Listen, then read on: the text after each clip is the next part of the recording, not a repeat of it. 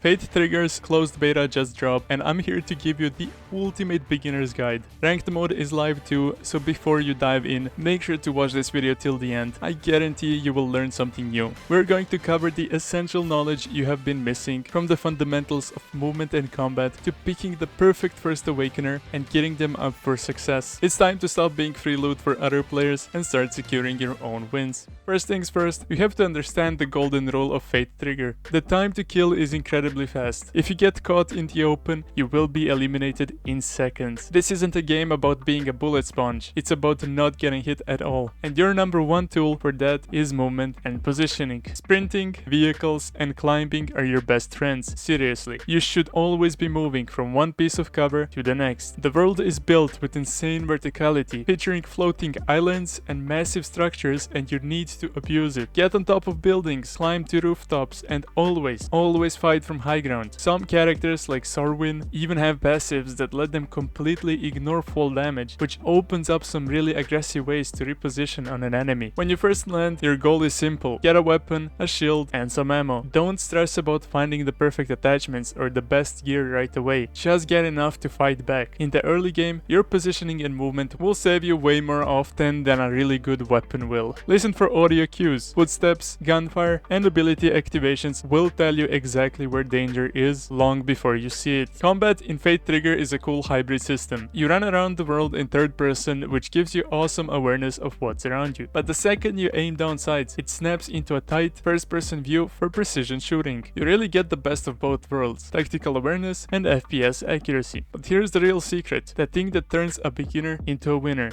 This is not just a shooter. Your abilities are your deadliest weapons. Fights are won by mixing smart gunplay with even smarter ability usage. A simple example is throwing down one of Kira's holo shields to block incoming fire, while your teammates uses an ability to flank the enemy. That's how you win a fight before it even starts. Always be thinking, how can my abilities give me an edge right now? Teamwork is everything, since a lot of abilities are built to help your squad, whether you're healing them, defending them, or setting up a brutal combo attack. Choosing the right weapon is crucial, and the weapon chip system adds a whole new strategic layer. Let's start with weapon recommendations. A great combo for any beginner is a DMR or a sniper rifle paired with any assault rifle. This covers you at almost all ranges. The DMR is a monster at medium to long range, dealing insane damage. If you prefer close quarter chaos, an SMG or a shotgun is your best friend. A powerful loadout is pairing a long range weapon like the DMR with a close range demon like an SMG or even a shotgun. Just be careful with some of the heavy hitters, like the Monolith LMG. It's a beast, but its slow reload can get you in trouble up close. Now for the secret sauce, weapon chips. There are special items you can find or craft that give your guns unique perks. These aren't just simple stat boosts, they can completely change how a weapon works. For example, there's a chip that lets your bullets do more damage to enemy shields. There's also a chip that deals damage over time, and even a chip that highlights enemies you hit.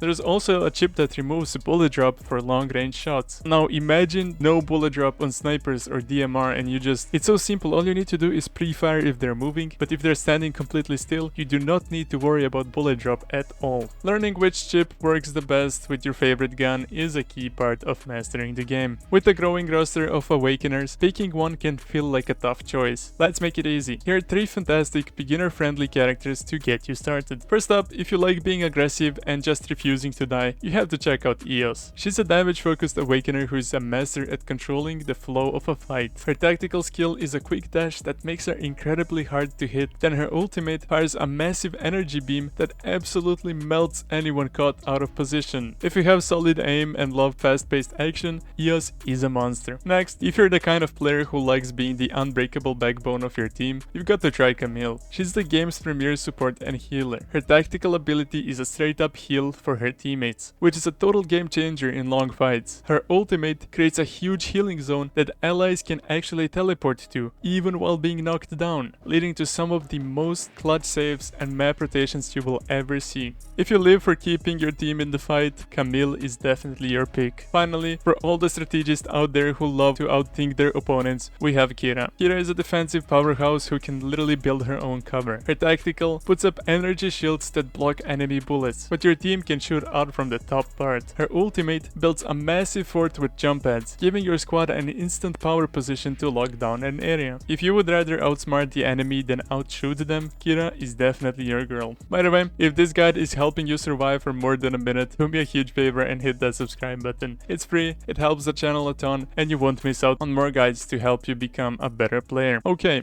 you've got your Awakener and you know the basics. Here's a simple game plan to get you that first win. First, land smart. Don't hot drop into the chaotic mess at the center of the map. Pick a spot on the edge of the zone instead. This gives you breathing room to loot up and figure out your next move. Second, rotate with purpose. As the zone closes in, try to move along the edges. This cuts down the number of angles you can get shot from. Most of the chaos happens in the center, so avoiding it early increases your survival odds. If you have to cross a big open field, grab a vehicle like the armored truck to do it safely. Third, be picky about your fights. Your goal here is to win the whole match, not just to get a bunch of kills and place 10. Don't start the fight unless you have a clear advantage. Maybe you have caught a team rotating in the open, you have the high ground, or you see two teams already fighting and you're ready to be the third party. Always use cover, use your abilities to make an opening, and remember, running away from a bad fight so you can win a later one is a smart play, not a cowardly one. So let's boil it all down. The three biggest keys to your survival are: first, master your movement and hug that cover. With a time to kill this fast, positioning is everything.